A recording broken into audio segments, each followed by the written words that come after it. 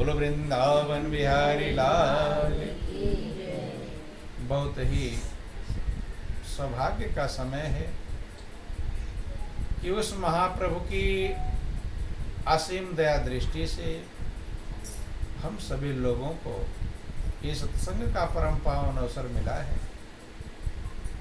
ये बहुत भाग्य का समय होता है जब हमारे पुण्य की कमाई इकट्ठी होती है, तभी संत मिलते हैं और तभी सत्संग मिलता है। आप लोग रामायण पढ़ते हैं कि पुण्य पुंज बिनु मिलहि न संता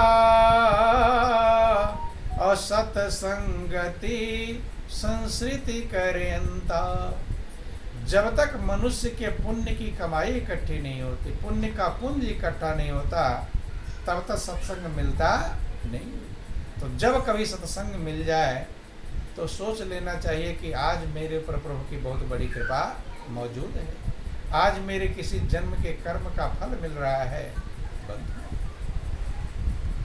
क्योंकि बिना सत्संग के हमारे अंदर विवेक पैदा नहीं, कि बिन सत्संग विवेक न होई और राम कृपा बिनु सुलभ न सोई। बिना सत्संग के सद विवेक, सच्चा विवेक पैदा नहीं। एकदम खाने पीने कमाने का विवेक सबके पास है, कहाँ भागे कहाँ दौड़े। लेकिन हम इस संसार में आए हैं, किस लिए आए हैं, क्या करने के लिए आए हैं, क्या करेंगे तो हमारा जीवन सफल हो जाएगा और क्या करेंगे तो हमारा जीवन फेल हो जाएगा। ये समझ कहाँ से आता है? सत्संग से। अभी आप लोग भजन सुन रहे थे कि मेरे माटी के मटके तो राम नाम बोल। तो राम नाम किसको बोलना है? जो कुम्हार मटका बनाता है उसे, कि जो आपको जिंदगी मिली है? सब मनुष्य ही माटी का मटका है। क्या है? माटी का मटका। क्यों है? क्योंकि मिट्टी का मटका होता है, जरा सा धक्का लगा कब फूट जाए कुछ भरोसा नहीं। कि यह तन कांचा कुंभ है और लिए फिरता साथ, और टन का लागा फूट गया कछु नहीं आया हाथ। कच्चा घड़ा लेकर चल रहे हो, जरा सा धक्का लग जाएगा फूट जाएगा कुछ भरोसा नहीं। लेकिन क्या हम समझ पाते हैं कि हम माटी के मटके हैं? ये समझ में आता है? ये समझ में आता नहीं। ये सत्संग से समझ में आता है, इसीलिए सत्संग की जरूरत। वैसे सोचते मैं ये हूँ, कोई कहता है मैं ये हूँ, लड़ जाते, अरे तूने मुझे ऐसी बात कैसे कह दी। कहते करने का ध्यान देना है। अगर माटी का मटका समझते तब अहंकार करते हैं? मैं ये हूँ, मेरे समान कोई नहीं। कहते हैं, कहते जरूर हैं। कोई कहता एमपी हो, कोई कहता एमएलए हो, कोई कहता बीए पास हो, कोई कहता ये हो, कोई धनवान हो, कोई कहते हैं। लेकिन आज तक किसी को ये नहीं सुना होगा कि मैं माटी का मटका हूँ। कहा?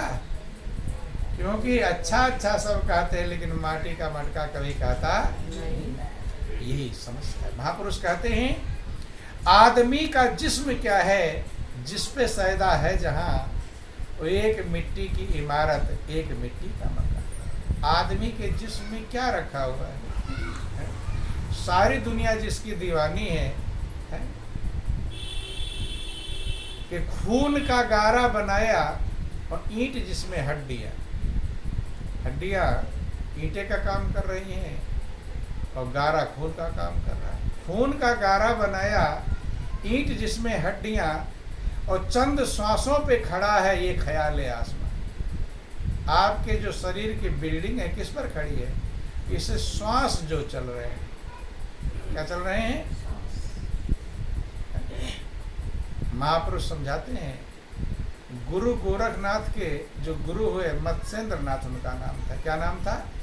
मत्स्येंद्र नाम जनरल से मच्छंद्र नाथ कहा देते हैं। क्या कहते हैं?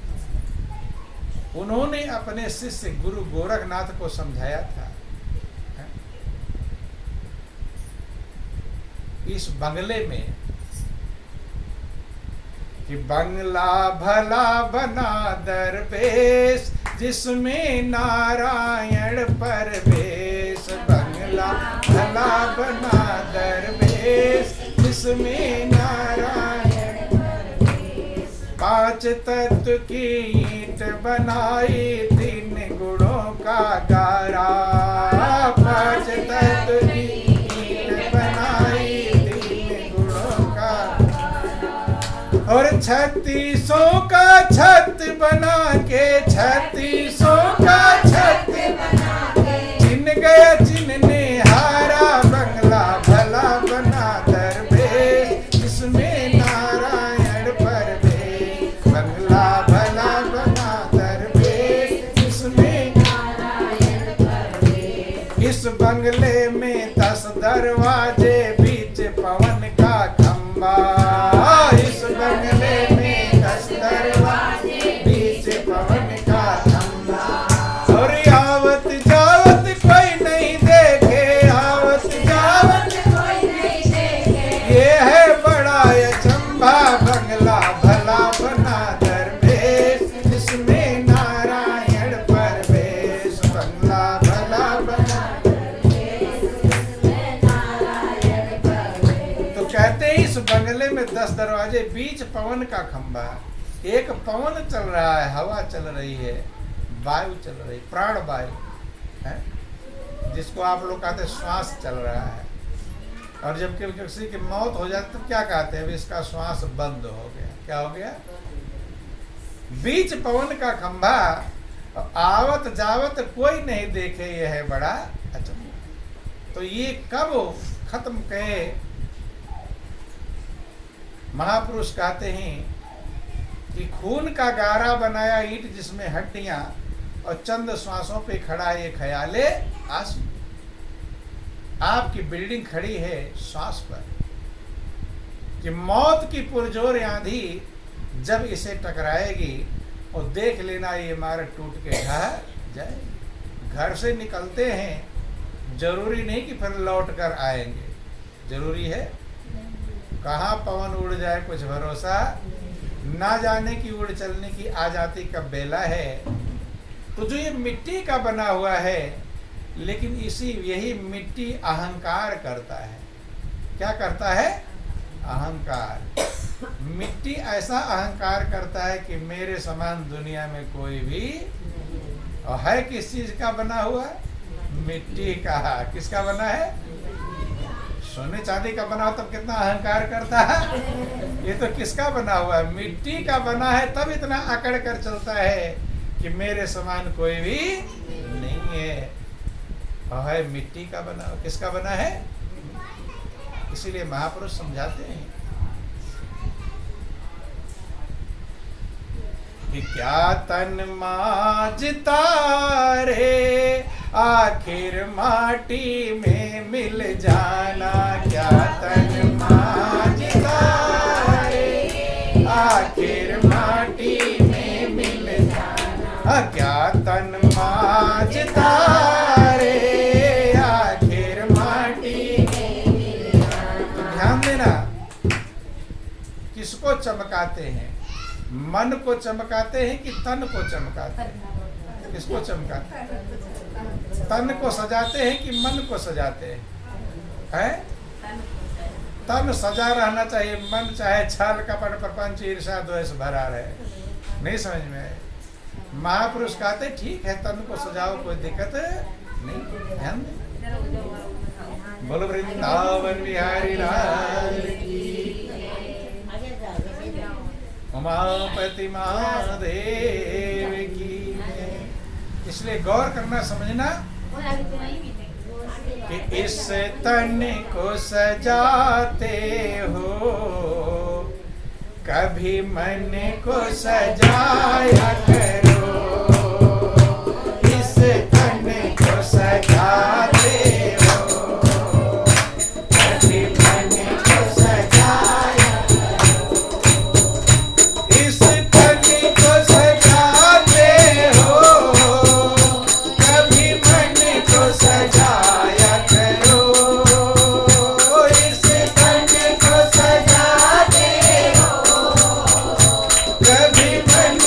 सजा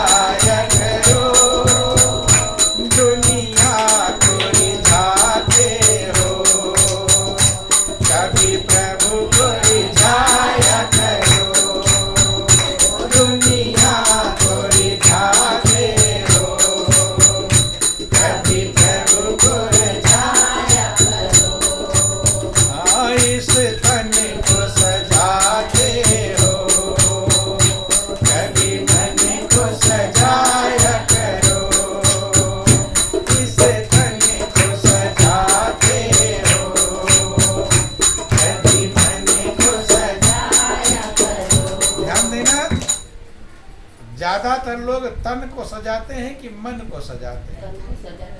तन को सब सजाते हैं, लेकिन मन को कोई बिरला सजाता है। और प्रभु के पास क्या जाएगा? तन जाएगा कि मन जाएगा? क्या जाएगा? तो भगवान किसका हिसाब देखेंगे? तन का देखेंगे कि मन का?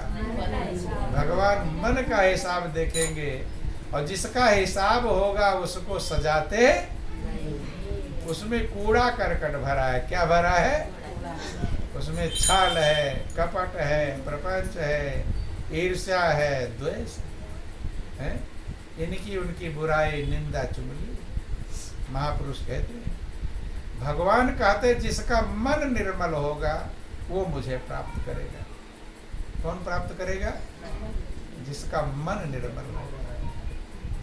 रामायण में लिखा गया कि निर्मल मन जन सोई मोहि पावा, मोहि कपट छल छिद्र न भावा। जिस जन का मन निर्मल होता है वो मुझे प्राप्त करता है।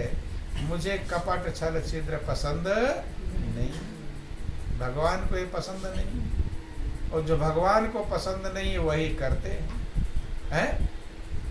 भगवान को पसंद है मन निर्मल होना चाहिए, लेकिन मन में छल कपट प्रपंच सब भरे रहते हैं। और जो भगवान को महापुरुष कहते हैं कि तन को सजाओ कोई दिक्कत नहीं, लेकिन साथ में मन को भी सजाना चाहिए। देखो ध्यान देना, तन कितना भी सुंदर हो और मन उसका बुरा हो तो उसे क्या कहेंगे? अच्छा कहेंगे कि बुरा कहेंगे? हैं? हिसाब किससे लगता है? तन से लगता है कि मन से? खूब सुंदर आदमी हो, चेहरा सुंदर हो, अच्छे कपड़े पहने हो, सब कुछ हो, लेकिन मन में बुराई भरी पड़ी हो तो उसे कैसा कहेंगे? अच्छा कहेंगे? बुरा? और तन कैसा भी हो लेकिन मन अच्छा है तो लोग कहते भाई वो आदमी बहुत अच्छा। अब सबरी कैसी थी? काली कुटिल कुरु, जंगल की कोलभील थी, ABCD का ज्ञान नहीं था, है? तो उसका तन सुंदर था कि मन सुंदर? मन इतना सुंदर था, सबरी ने अपने तन को नहीं सुंदर बनाया, किसको सुंदर बनाया? मन को सुंदर बनाया। और इतना सुंदर मन को बना लिया कि सबरी को भगवान को नहीं ढूंढना पड़ा कि भगवान कहाँ है। भगवान ढूंढ रहे हैं सबरी को। किसको ढूंढ रहे हैं? कि सबरी कहाँ है, सबरी कहाँ है। कब? जब उसका मन सुंदर हो। जैसे फूल होता है ना, फूल जब खिल जाता है तो भंवरे को बुलाने नहीं जाता कि भंवरे अब आ जाओ मेरे पास, बुलाता है? भंवरा खुद ढूंढता है कहाँ से खुशबू आ रही। ध्यान देना, समझना। भंवरा ढूंढता है कि नहीं ढूंढता? या फूल फोन करता सब भंवरों को कि अब मैं खिल गया हूँ, आ जाना मेरे पास? फोन करता है, खबर करता है? जरूरत नहीं है, खुद खिल जाने की जरूरत है। जब फूल खिल जाता है तो भंवरे दूर दूर से आने लगते हैं, तितलियां आने लगती हैं, शहद की मक्खियां आने लगती हैं। कब? जब खिल जाता है, इन्हें बुलाने की जरूरत नहीं। ऐसे ही जिसका मन खिल जाता है, मन चमक जाता है, तो भगवान को ढूंढने की जरूरत, भगवान दौड़े दौड़े चले आते। कैसे आते हैं? दौड़े। जैसे सबरी के पास आए, किसके पास आए? लेकिन सबरी ने अपने मन को सही कैसे किया? भाई तन को सुंदर बनाने का तरीका सबको मालूम है, मालूम है। अब आजकल तो चेहरे को सुंदर बनाने के तमाम सारे ब्यूटी पार्लर खुल गए कि नहीं खुल गए? जगह जगह। तो इसको किसी बताने की जरूरत नहीं। लेकिन मन कैसे सजेगा, मन कैसे चमकेगा, ये कैसे? यह कौन सा ब्यूटी पार्लर खुला हुआ है? ध्यान देना। तो आज समझना मन कैसे चमकेगा। तो मन को चमकाना जरूरी है कि नहीं जरूरी है? जो जरूरी समझेगा वो रास्ता ढूंढेगा। मेरा मन कैसे चमके बंधु, मन कैसे सुंदर बने, और उसको सबरी से शिक्षा लेनी चाहिए कि कैसे मन सुंदर बनता है। मन के अंदर जब अच्छे गुण आएंगे, कैसे गुण आएंगे? अच्छे गुण जब आएंगे तो मन चमकने लगेगा, और मन के अंदर बुरे गुण आएंगे, अवगुण आएंगे तो मन चमकेगा नहीं, खराब बन जाएगा, बेकार बन जाएगा। तो सबरी ने अपने मन को चमकाया। देखो ध्यान देना, कहते होनहार बिरवान के होत चीकने पात। जब छोटा सा पौधा उगता है तो देख करके किसान कहता है बहुत अच्छी फसल जम गई है। कहते हैं अभी पैदा नहीं है, लेकिन देख कर पता चल जाता है। ऐसे संस्कार बचपन से होते हैं। सबरी जंगल में कोल भील के यहाँ जन्म पाई थी, हैं? अब कोल उल्टे सीधे काम करने वाले, लेकिन हीरा कहीं भी हो, ध्यान देना, हीरा चाहे नाली में हो तो हीरे की कीमत कम घट जाएगी क्या? लाख रुपया उसकी कीमत होती है। ऐसे सबरी भले जंगल में पैदा हुई, कोल भीलों के यहाँ पैदा हुई, वो मीट मांस खाने वाले लोग थे, लेकिन उसके अंदर के संस्कार मजबूत थे। क्या थे? मजबूत। जब उसकी शादी का समय आया, जिक्र आता है, तो ढेर सारी भेड़ बकरियां आ गई। अब छोटी बच्ची थी, उसे पता नहीं था इतने सारे भेड़ बकरियां क्यों आए। क्योंकि जंगल में मीट मांस बनाकर ये सब साग बारातियों का स्वागत सत्कार होता है, तो ढेर सारे बकरे बकरियां भेड़ सब इकट्ठी हो गई। कई दिनों से इकट्ठा हो रहा था। अब सबरी ने अपनी माँ से पूछा। किससे पूछा? माँ से, कि माँ इतनी सारी भेड़ बकरियां क्यों आ गई? ध्यान देना, बोलो वृंदावन बिहारी लाल। माँ से पूछा कि इतनी सारी भेड़ बकरियां क्यों इकट्ठा हो गई, क्या बात? माँ कहती कि बेटी तेरी शादी जो है, क्या है? शादी। तो क्या होगा कि सब भेड़ बकरियां कटेंगे तो इनका भोजन बनेगा और बारातियों का स्वागत सत्कार होगा। सबरी ने विचार किया, शादी तो मेरी हो रही, खुशी मुझे मिलेगी, लेकिन इतने सारे मूक पशुओं की बलि चढ़ाई जाएगी। क्या चढ़ाई जाएगी? बलि। जो गूंगे हैं, जो बोल नहीं पाते, जो बंधे हैं रस्सी में, जो भाग नहीं सकते। बंधु ध्यान दें, अपनी खुशी के लिए आप गौर कर लेना। जरा सी खुशी, आज का समय ऐसा है, जरा सी खुशी अपनी खुशी के लिए दूसरे का कितना बड़ा नुकसान हो जाए तो मनुष्य को कोई परवाह नहीं। लेकिन सबरी ने विचार किया ही ये मन का चमकना कहाँ शुरू होता है? जिसके अंदर दया होती। क्या होती है? दया धर्म का मूल है और पाप मूल अभिमान। धर्म का मूल दया है।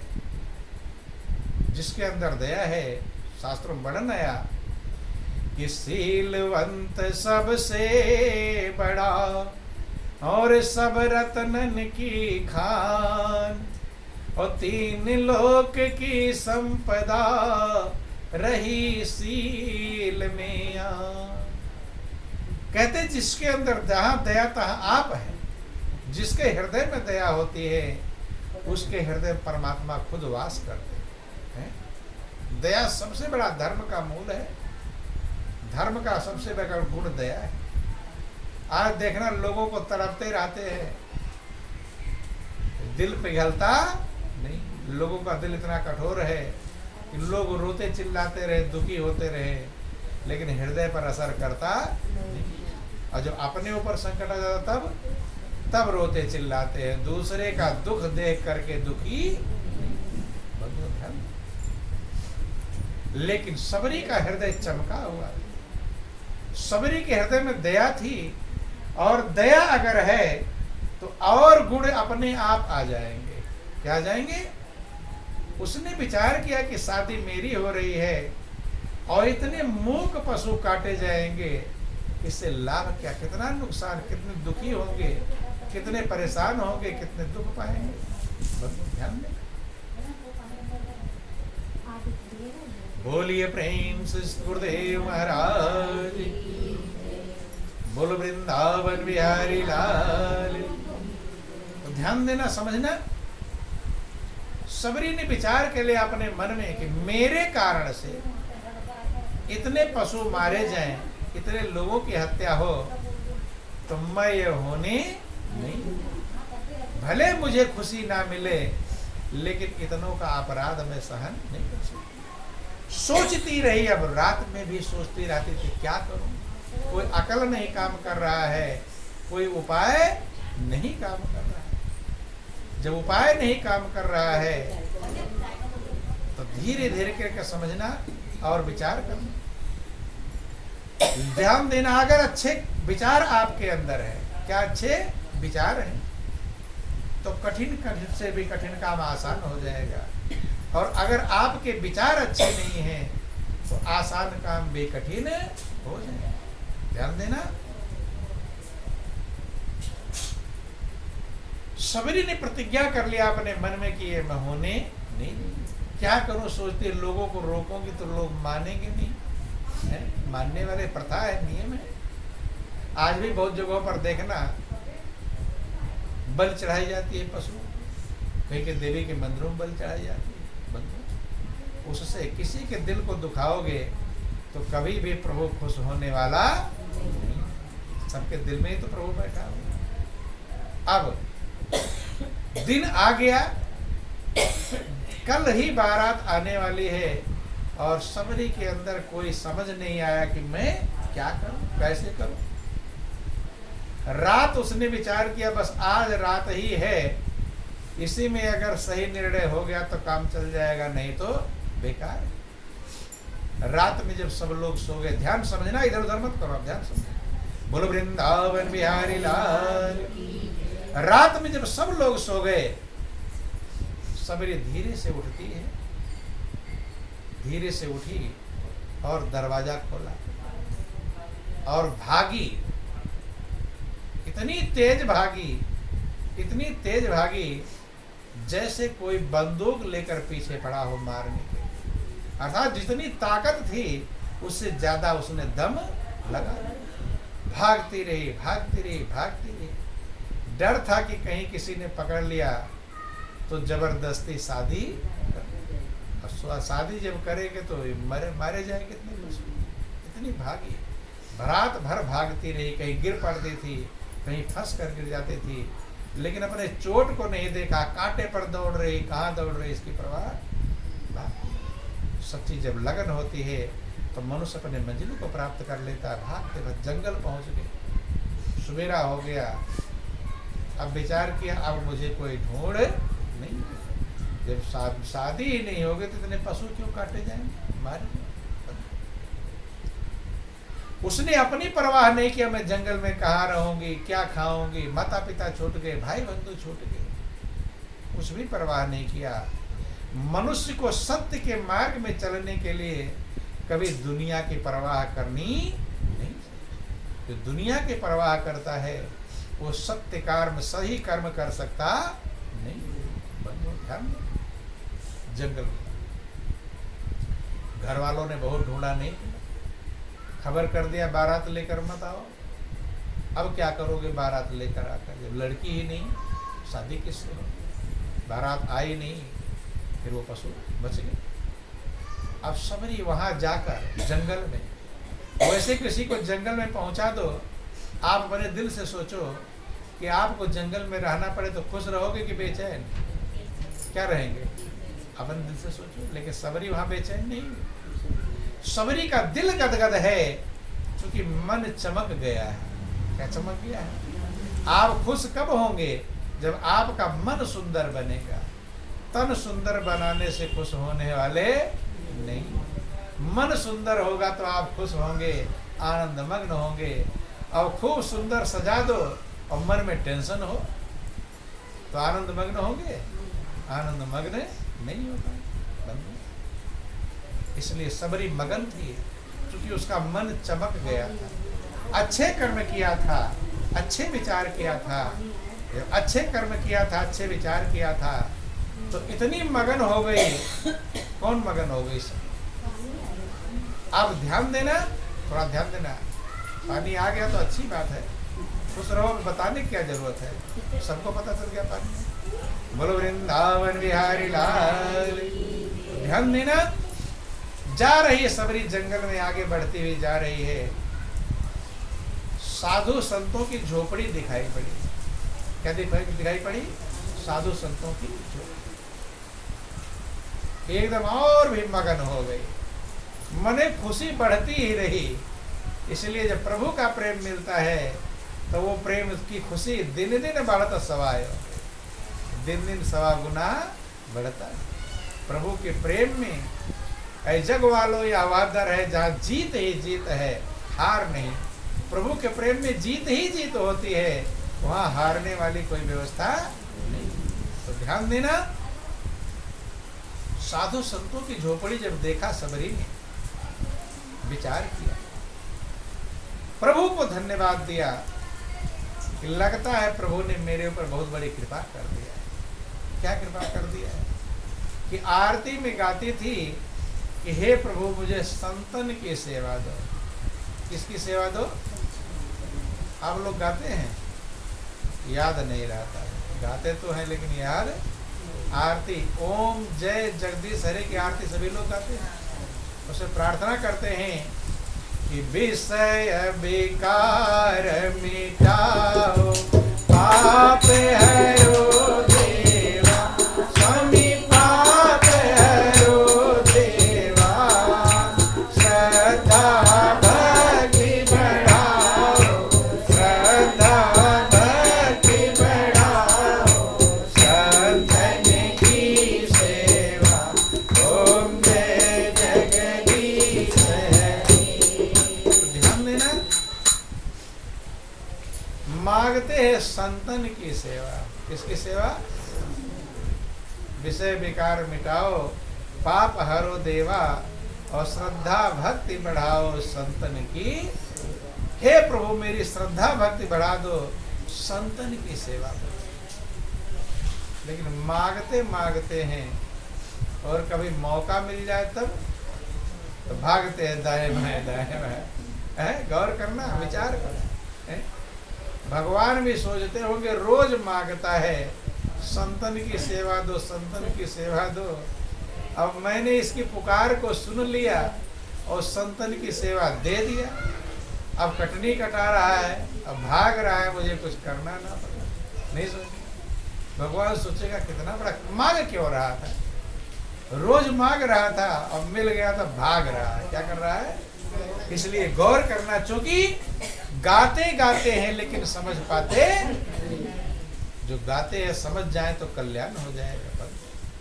लेकिन सबरी ने खाली गाया गाया नहीं था, उसने समझा था। क्या किया था? समझा था। सबरी जब देखी साधु संत की कुटिया है, मगन हो गई, खुशी का ठिकाना नहीं रहा। अब मुझे डबल लाभ हो गया। कितना लाभ? एक लाभ तो उतने पशु कटने मरने से बच गए, और दूसरे संतन की सेवा मिल गई। क्या मिल गई? जैसे मनुष्य का हृदय सही बनता है, शुद्ध बनता है, तो उसका लाभ दुगुना तिगुना चौगुना कितना गुना लाभ होगा, इसका कुछ भरोसा ठिकाना नहीं है। लेकिन विचार करती है सबरी कि मैं कैसे साधु संतों की सेवा करूं। मैं छोटी जात की हूं। तो पहले जात प्रथा बहुत थी, छोटी जाति वालों को कुएं पर पानी भी नहीं भरने, समस्या थी, छूट। आज तो बहुत बदल गया समय, पहले बहुत झंझट था। लेकिन जहाँ चाह होती है वहाँ राह मिल जाती है। सोचिए संत हमारी सेवा स्वीकार नहीं करेंगे, छोटी जाति की सच्ची चाह हो जाए तो राह मिल जाए। राह अगर नहीं मिलती है तो समझ लेना हमारे अंदर चाह मौजूद, चाह में कमी है, राह में कभी कमी होती नहीं। अब सबरी ने क्या किया? अंदर से परमात्मा है तो अकल देता है, वही सही दिशा देता। आप सही चले जाओगे, और अंदर से उल्टी बुद्धि काम कर उल्टा चले जाओगे। सबरी दिन भर जंगल में क्या करती थी? फल इकट्ठा करती थी, फूल इकट्ठा करती थी, जो काम वाले सामान है। पत्ते इकट्ठा करती, पत्तों से दोना पत्तल बना लेते हैं, और लकड़ी इकट्ठा करती, जो जो काम की चीजें हैं। दिन भर जंगल में बड़े प्रेम पूर्वक मगन रहती, इकट्ठा करती। और जो रात हो जाती, जब सब साधु संत सो जाते, तो चुपके से ले जाकर कुटिया के आगे लकड़ी का गट्ठर रख देती थी, दोना पत्तल जो बनाए वो रख देती थी, फल रख दिया, फूल रख दिया, जो काम के सामान है। और साधु संत सवेरे उठते थे, देखते थे कि ये कौन रखा है? तो कोई चीज आपको फ्री, जा रहे हो रास्ते में और 500 की नोट मिल जाए, तो खुश हो गए कि बेचैन? क्या हो जाएंगे? खुश हो जाएंगे कि 500 की नोट मिल गई। लेकिन सही में अगर आपको ज्ञान होगा तो आप बेचैन हो जाएंगे। क्या हो जाएंगे? ये ज्ञान और अज्ञान में फर्क होता है। फ्री की कोई चीज मिलती है तो मनुष्य खुश होता है, और मिलने कौन कहे जबरदस्ती और छीनते हैं? नहीं छीनते। लेकिन जब किसी का कुछ लोगे तो उसके कर्जदार बन जाओगे। क्या बन जाओगे? कर्जा अदा करना पड़ेगा, ब्याज सहित अदा करना पड़ेगा। तो कर्जदार बन जाओ तो अच्छा रहेगा, खराब है? और तुम खुश हो रहे हो, यही भूल है। ध्यान, किसी का कुछ भी लोगे तो आप उसे कर्जदार बनोगे? नहीं बनो। तो लोग सोचते फ्री का माल मिल जाए तो अच्छा है, नहीं है। लेकिन जहाँ फ्री का मिल रहा है आप उसके कर्जदार बन